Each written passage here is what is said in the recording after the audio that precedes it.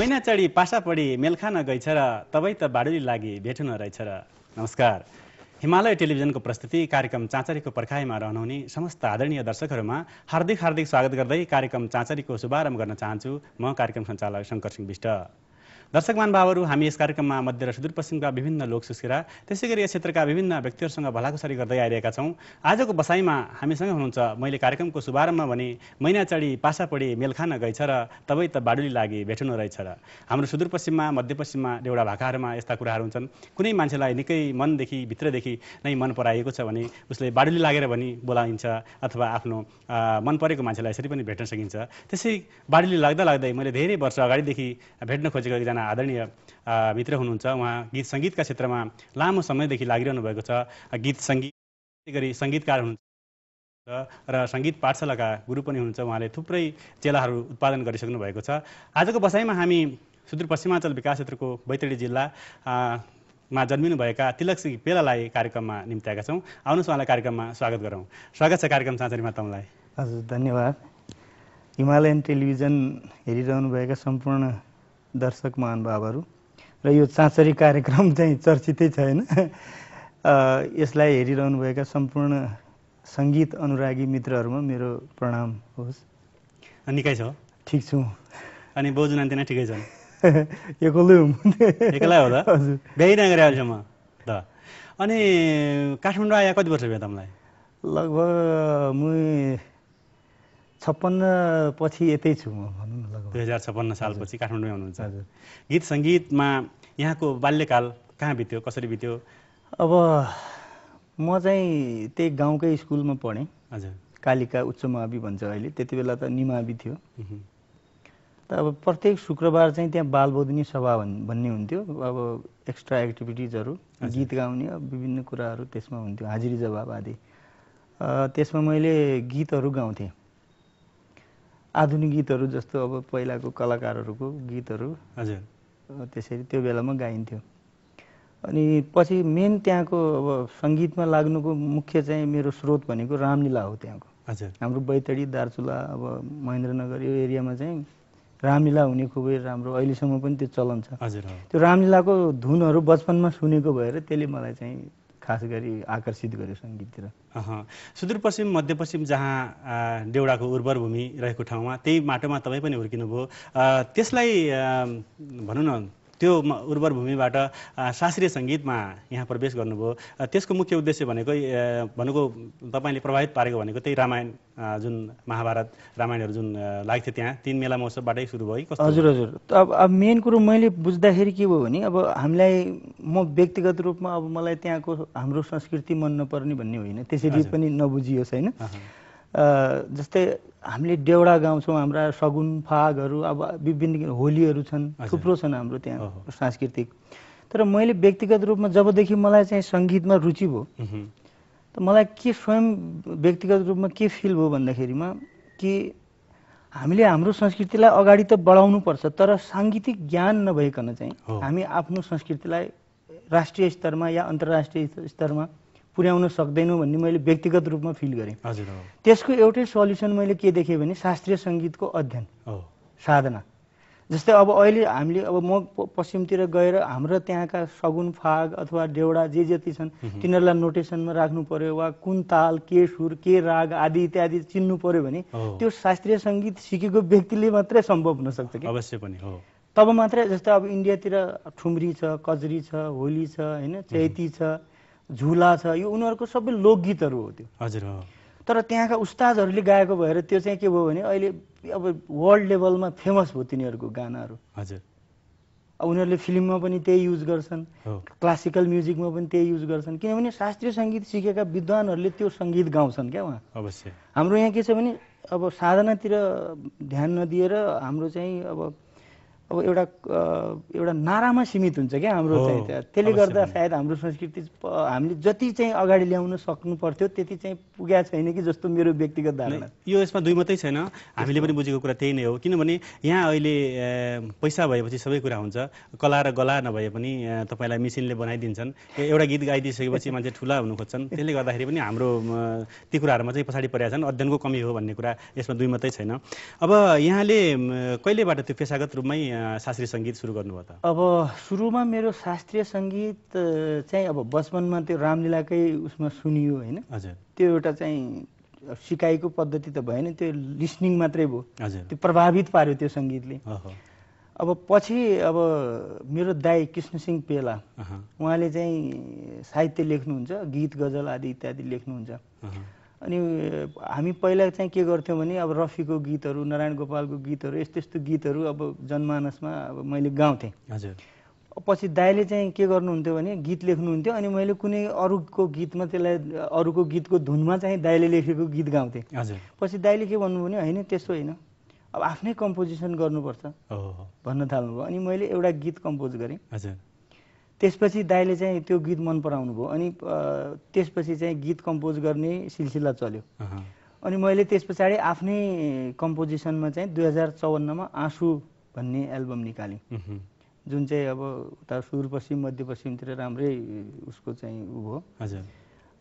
त्यसपछि चाहिँ मेरो 2054 सालदेखि चाहिँ अब त्यो सुदूरपश्चिमाञ्चल र मध्यपश्चिमाञ्चलको चाहिँ सोलो एल्बमको रूपमा पहिलो एल्बम मानिन्छ त्यो।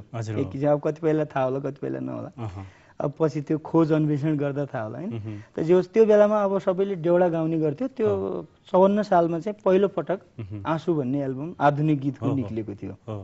त्यहीँबाट मेरो खास सुरुवात भयो। अब पछि मैले अब जब आँसु एल्बम निकालिसकेपछि अब विभिन्न ठाउँमा अब जस्तै पत्र पत्रिकाहरूमा, मिडियामा, प्लस व्यक्तिहरूको माझमा मैले जब फेस हुनु पर्यो, अब त्यहाँ त अब अडियन्सलाई त शब्द मनपर्छ, सङ्गीत मनपर्छ, गला मनपर्छ होइन।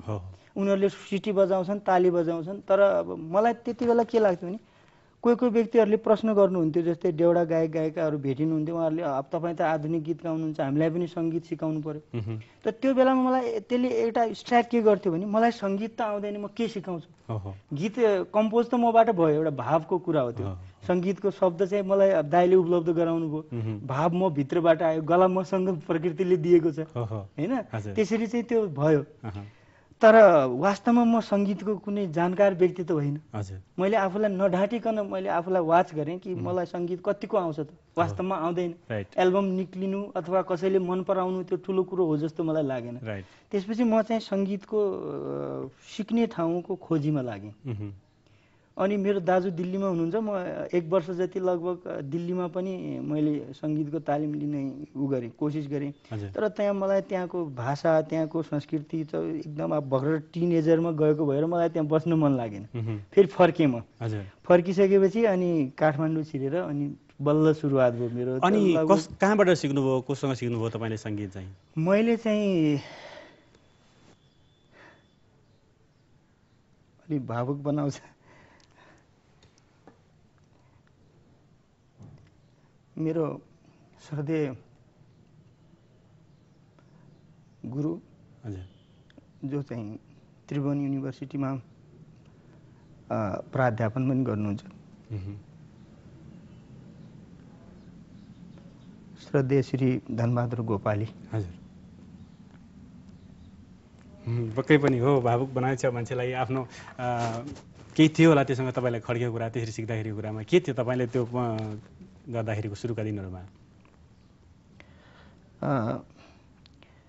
मेरो चाहिँ लगभग लामो अन्तराल साधनाको गुरुजीसँग मैले बिताउने मौका पाएँ भनौँ न। जस्तै अब आधुनिक गीत निकाल्दाखेरि अब मैले रेडियोमा धेरै मित्रहरूलाई भेटेँ, धेरै सङ्गीतकर्मीहरूलाई। जस्तो पहिलो गीत मेरो कहानी बनिने केही यस्तै भयो मेरो जिन्दगी भन्ने गीत पहिलो रेकर्डेड गीत हो। त्यो चाहिँ म्युजिक नेपालमा रेकर्डिङ भएको थियो। अब जसमा एरेन्ज गर्ने चाहिँ अब नेपालकै एउटा ठुलो वरिष्ठ सङ्गीतज्ञ हुनुहुन्थ्यो शिलाबहादुर मोक्तान। उहाँहरूसँग सङ्गीतज्ञहरू जस्तो लाइट म्युजिकका सङ्गीतज्ञहरूसँग मेरो पहिला नै भेटघाट भइसकेको थियो। तर मलाई चित्त बुझेको थिएन, किन मलाई सङ्गीत आउँदैन थियो। म सङ्गीत सिक्न चाहन्थेँ। अब गाउँघरमा त्यो रामलीलाको जो उस्तादहरू भनिनुहुन्थ्यो, उहाँहरूसँग सोद्धाखेरि उहाँहरूलाई अब थ्योरिकल ज्ञान अथवा त्यस्तो गाउन बजाउन आउँथ्यो तर सिकाउन आउँदैन थियो होइन। अनि अब हामीलाई बैतडीबाट काठमाडौँ आइपुग्दाखेरि लगभग 2 दिनको बाटो, त्यति बेला त कहाँ कहाँ इन्डियाबाट भएर आउनु पर्थ्यो, बाटोघाटो पनि थिएन। अनि त्यो अवस्थामा चाहिँ अब नेपालकै एउटा वरिष्ठ व्यक्तित्व होइन स्वर्गीय धनबहादुर गोपाली गुरुज्यूलाई भेट्दा त्यो अब एकदम जो व्यक्ति तिर्खाएको हुन्छ नि अनि त्यसले अब पानी भेटाउँदा कस्तो हुन्छ हो त्यो कुराको मलाई याद आउँछ क्या अहिले। अब पछि अब उहाँसँग मैले अब मास्टर डिग्रीसम्म गरेँ भनौँ न होइन। अब अहिले म कुन अवस्थामा छु, मेरो शिष्यहरू पनि धेरै छ होइन, त्यो कोही एरेन्जर छन्, कोही गायक छन्, कोही के छन्। अब त्यो अवस्थालाई भन्दा पनि म अझै पनि मलाई के याद आउँछ भने पहिलोपटक गुरुजीलाई भेट्दाको सम्झना आउँछ।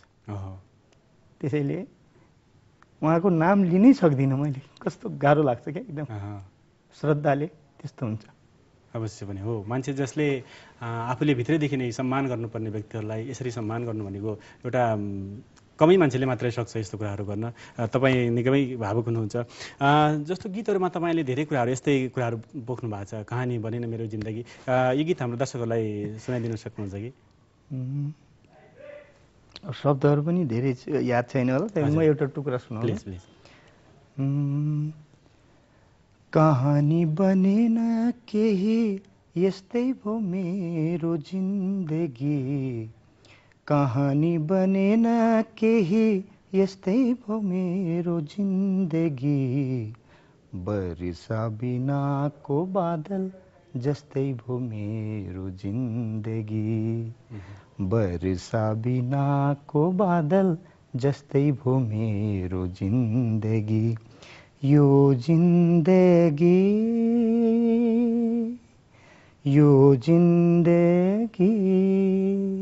यो मेरो पहिलो रेकर्डेड गीत थियो। हजुर, तपाईँका गीतहरूमा यस्ता भनौँ न पीडाका कुराहरू समेटेका छन्। यिनी कुरा हामी एकैछिन गर्नेछौँ।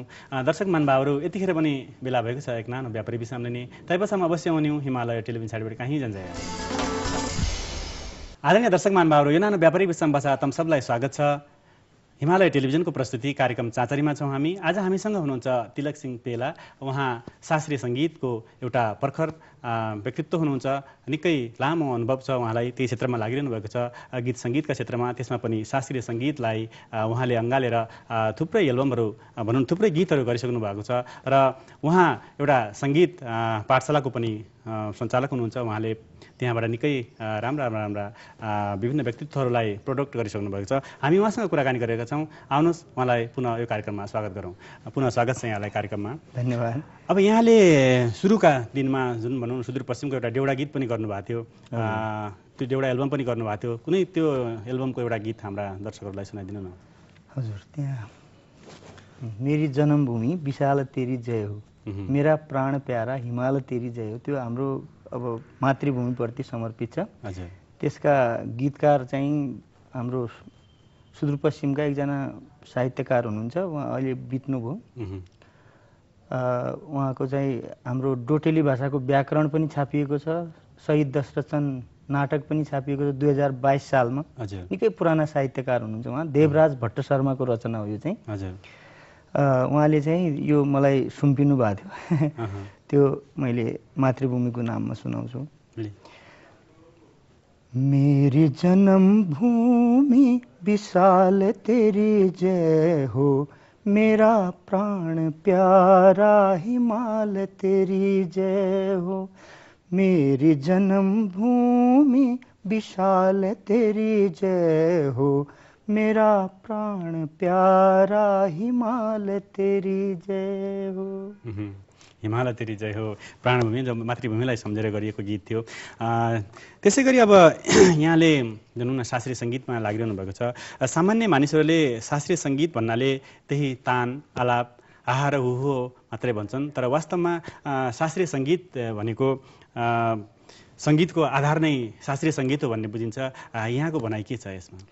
अब त्यसमा कुनै दुईमत छैन, किनभने जस्तै अब सङ्गीत चाहिँ जुनसुकै होस्, चाहे त्यो लोकगीत होस्, चाहे आधुनिक गीत होस्, चाहे अरू भजन भयो, चलचित्रका गीतहरू भए, त्यसमा सामान्य नियम चाहिँ सबैले पालना गर्नुपर्ने हुन्छ। जस्तै सुरका कुरा भए, तालका कुरा भए, होइन, तालमा गाउनै पर्छ।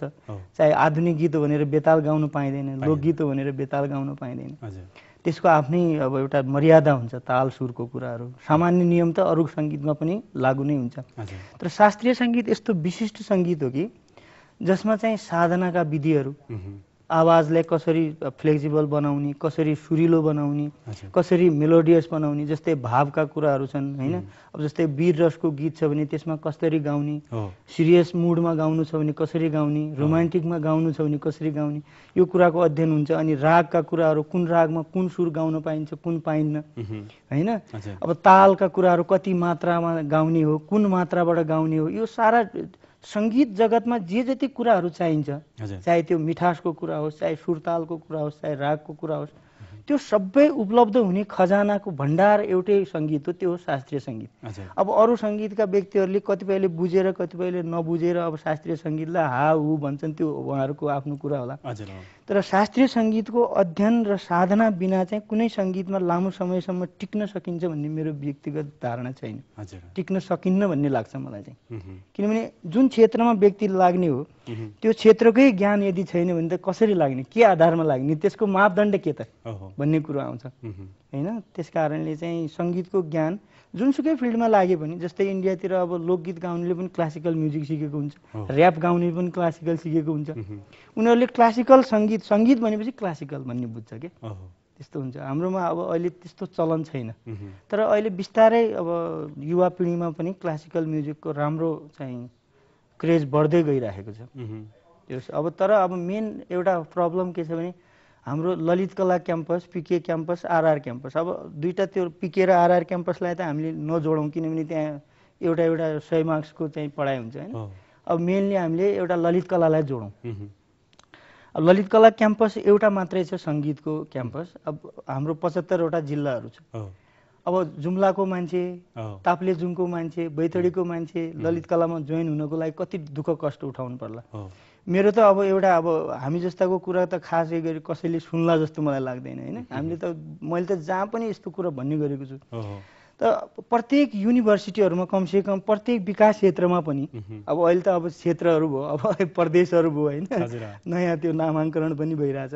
त मेरो विचारमा चाहिँ प्रत्येक जुन जुन क्षेत्रहरू छन् त्यो क्षेत्रका युनिभर्सिटीहरूमा एउटा म्युजिकल डिपार्टमेन्ट चाहिँ हुनैपर्छ भन्ने लाग्छ, ताकि सहज रूपमा, जस्तै म आफ्नो एउटा नढाँटी भन्नुपर्दा मैले यदि बैतडीमा म्युजिक सिक्न पाएको भए म काठमाडौँ आउँथेँ। त्यस पश्चात पनि म बनारस गएँ। पण्डित देवाशिष डे मेरो गुरु हुनुहुन्छ अहिलेको, होइन। उहाँसँग म गुरुजीसँग पछि अब फर्दर स्टडीको लागि त्यहाँ गएँ। मलाई त्यहाँदेखि त्यहाँ जानु पर्थेन। यदि कोही विज्ञ मान्छे मैले त्यहाँ भेटेको भए म सहजै मकैको रोटी खाएर मजासँग त्यहाँ बस्न पाउने थिएँ होला। अब काठमाडौँ जस्तो ठाउँमा दुःख भोगेर मैले बस्नु पर्थेन होला। त्यस्तै म जस्तै अब आउने पिँढीले पनि आफ्नो पाइक पर्ने ठाउँमा सिक्न सक्थ्यो होला। अब त्यहाँका नियम कानुनहरूदेखि लिएर धेरै कुराहरू छन्। जस्तै अब नेपाली पढ्नुपर्ने, अङ्ग्रेजी पढ्नुपर्ने। भारतमा तपाईँ कुनै युनिभर्सिटीमा जानुहोस्, म्युजिक डिपार्टमेन्टमा ब्याचलर अफ म्युजिक तपाईँले गर्नुहुन्छ भने त्यसमा अङ्ग्रेजी हिन्दी केही पनि पढ्नु पर्दैन, केवल म्युजिक पढ्नुपर्छ।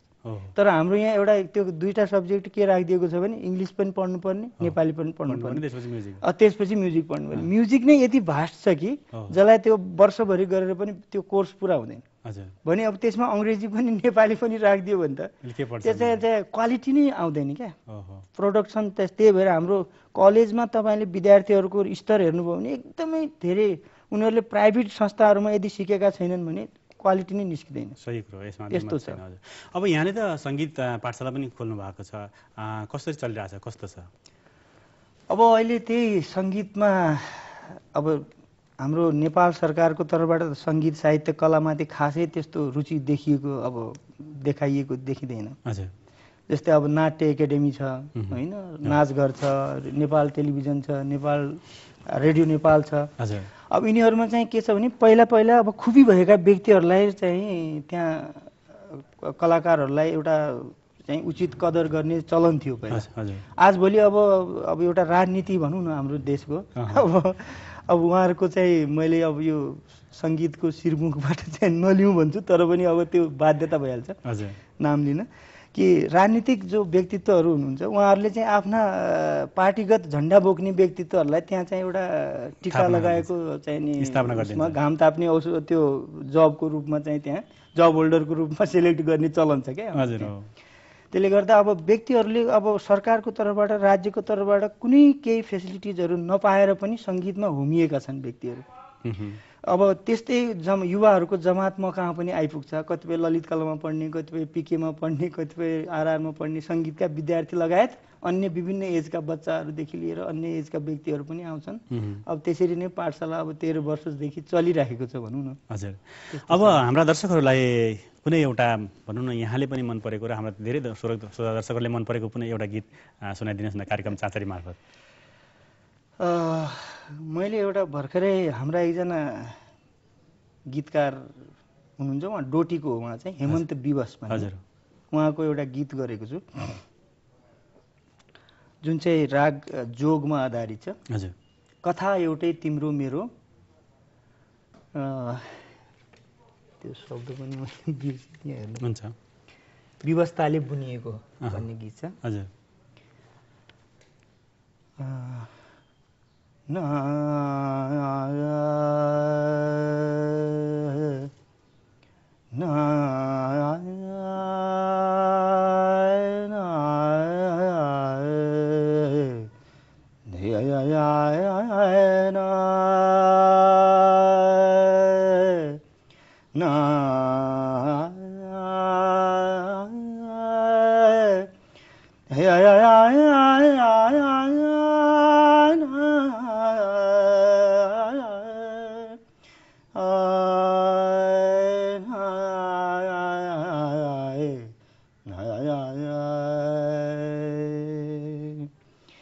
कथा एउटै तिम्रो मेरो, कथा एउटै तिम्रो मेरो, विवस्थाले बुनिएको बुनिएको,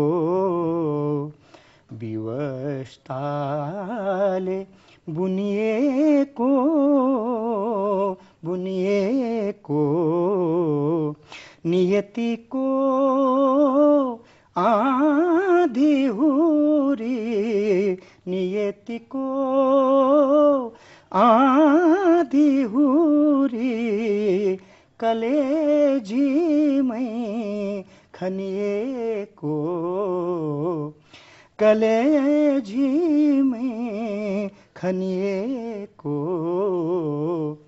कथा एउटै तिम्रो मेरो।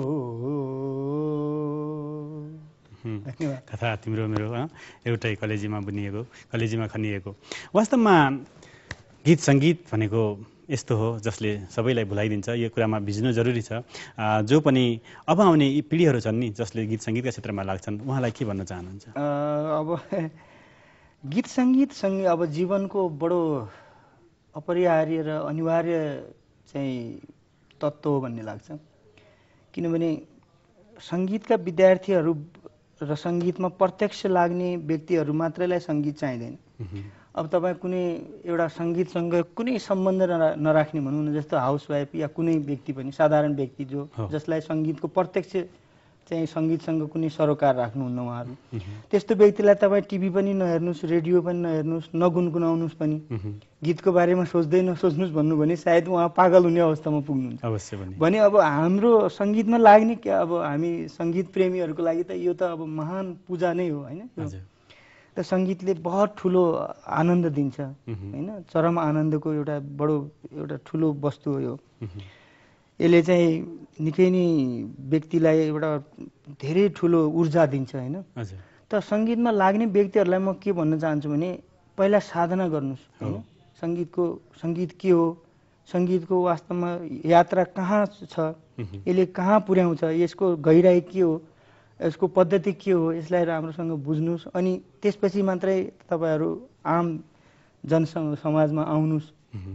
भन्न चाहन्छु म चाहिँ। किनभने अब एउटा जस्तै कुनै व्यक्ति राष्ट्रको कलाकार हुन्छ भने मानौँ हामीले नेपालको तर्फबाट कुनै देशमा प्रतिनिधित्व गर्नु पर्यो भने भोलि हामीले सङ्गीतको बारेमा केही भन्नु पर्यो या केही जानकारी गराउनु पर्यो भने हामीसँग केही न केही त्यसको साधनाको केही अनुभव त हुनु पर्यो नि।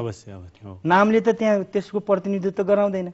अब यो केही नबुझ्नेहरूको म्युजिकल अवेरनेस नभएका व्यक्तिहरूको अगाडि गीत गाउनु र एउटा धेरै ठुलो ठाउँमा गएर म्युजिकको बारेमा के कुरा व्यक्त गर्नु एक फरक कुरा हो भन्ने लाग्छ मलाई चाहिँ। अवश्य पनि त्यही भएर राष्ट्रका कलाकारहरूले चाहिँ सङ्गीतको अध्ययन गर्नु चाहिँ निकै नै नितान्त आवश्यक छ भन्ने लाग्छ मलाई। यसमा दुई मात्रै छैन, वास्तवमा यो सही कुरो हो। यहाँसँग धेरै लामो कुरा गर्ने मन थियो, तर पनि के गर्नु, हामी समय छोटो हुन्छ हामीसँग। मैले केही कुरा तपाईँलाई सोध्न नभ्याएका तर तपाईँलाई मनमा लागेका कुरा केही छन् भने कार्यक्रम चाँचरी मार्फत भनिदिनुहोस् न।